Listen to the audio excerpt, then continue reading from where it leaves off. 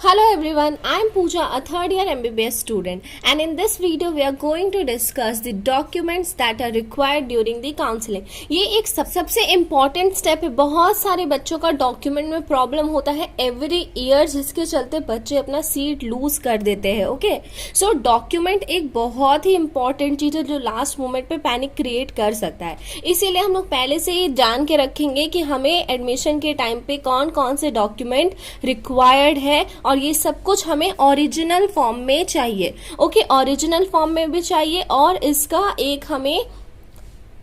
इसका हमें self attested copies भी चाहिए होता है. ओके, तो all this document that we are going to discuss, ये हमें ओरिजिनल फॉर्म में चाहिए, और इसका सेल्फ अटेस्टेड मतलब सेल्फ साइन किया हुआ जेरोक्स कॉपी भी चाहिए.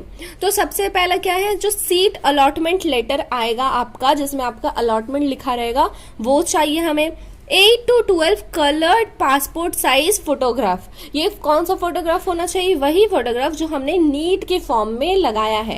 ओके, फिर क्लास 10 या उसके इक्विवेलेंट जो भी आपने एग्जाम दिया है उसका admit card, marksheet and passing certificate. CBSE में मार्कशीट एंड पासिंग सर्टिफिकेट एक ही होता है. Okay, so don't need to panic there. फिर क्लास 12 का अगर हम लोग बात करें तो हमें फिर से तीनों चाहिए होगा, admit card, marksheet and passing certificate. उसके बाद स्कूल लिविंग सर्टिफिकेट, या जिसे हम लोग टीसी ट्रांसफर सर्टिफिकेट भी बोलते हैं. सो हमें टीसी चाहिए. उसके बाद यूजी का जो एडमिट कार्ड है ये लगता था. ओके, अगर लॉस हो गया है तो FIR copy and if already submitted. उसके बाद नीट का जो मार्कशीट है आपका, जिसमें आपका मार्क्स लिखा हुआ है, दैट यू नीड.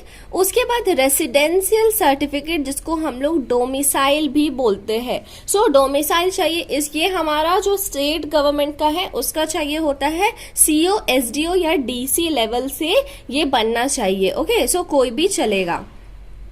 इसके बाद अगर आपका अलॉटमेंट किसी कैटेगरी से हो रहा है तो उस कैटेगरी का कास्ट सर्टिफिकेट चाहिए ही चाहिए. ये बहुत इंपॉर्टेंट है, वरना आपका अलॉटमेंट कैंसिल भी हो सकता है. So caste certificate again CO, SDO या डीसी लेवल का होना चाहिए.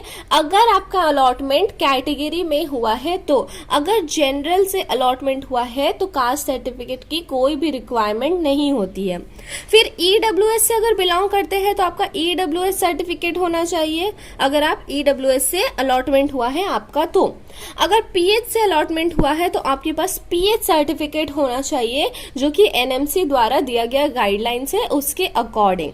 उसके बाद इनकम सर्टिफिकेट भी चाहिए होता है. उसके बाद एडमिशन के टाइम पे जब आप जाओगे तो आपको एक सर्टिफिकेट ले जाना होता है, मेडिकल फिटनेस सर्टिफिकेट, जो भी किसी भी रजिस्टर्ड मेडिकल प्रैक्टिशनर से बना हुआ हो, मतलब जिन्होंने एमबीबीएस किया हुआ है, उनसे एक आपको फिटनेस सर्टिफिकेट बनाना है, that you are fit, colour blindness नहीं है कोई भी, इस टाइप का जो भी. सो ये एक मेडिकल फिटनेस सर्टिफिकेट, ज्यादा उसमें प्रोसेस नहीं लगता है. Okay, you will go to any MBBS doctor and they will make it for you. इसके बाद हमें क्या चाहिए, हमें self attested copy, Xerox copy चाहिए इन सारे डॉक्यूमेंट का. सेल्फ अटेस्टेड मतलब उसमें आपका सिग्नेचर होना चाहिए. Okay, so these are the document that you will require during the admission and during the counselling process. So ये सबको पहले से ही प्रिपेयर करके रखो, ताकि लास्ट मोमेंट पे कोई भी पैनिक क्रिएट ना हो. डॉक्यूमेंट के चलते बच्चों का बहुत दिक्कत हो जाता है एडमिशन के टाइम पे. ओके, सो और कास्ट सर्टिफिकेट, डोमिसाइल, ये सब कुछ तो बहुत ही इंपॉर्टेंट है, वरना अलॉटमेंट ही कैंसिल हो जाएगा. Okay, so be prepared with all your document. All the best for the counselling process. We will meet in the next video soon.